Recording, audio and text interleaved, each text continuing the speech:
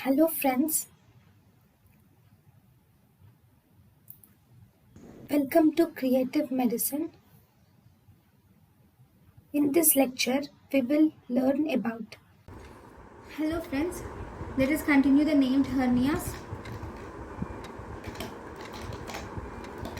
If the hernia is present behind the Rock's limb after Roux-en-Y surgery, behind the Roux limb after Roux-en-Y gastric bypass, that is called as Peterson hernia. Actually, this Peterson hernia, this Roux-en-Y gastric bypass is actually the most common bariatric surgery performed worldwide. It is the most common bariatric surgery performed worldwide.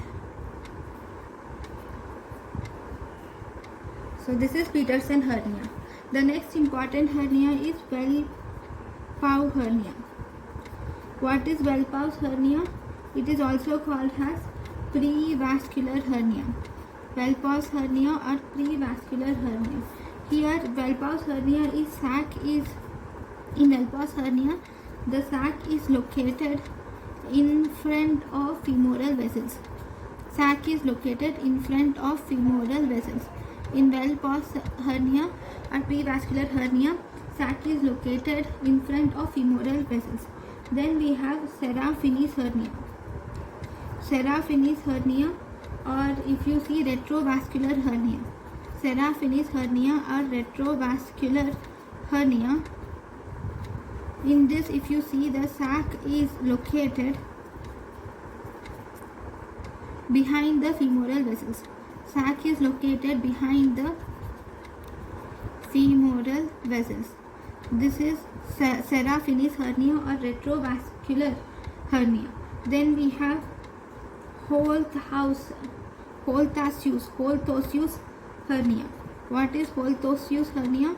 Holthaus hernia is actually a type of inguinal hernia. Holthaus hernia is a type of inguinal hernia.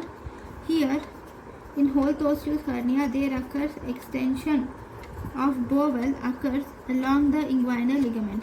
Extension of bowel occurs along the inguinal ligament. This is Holthaus hernia. Extension of bowel occurs along the inguinal ligament. Okay. Then there is one more important syndrome, which is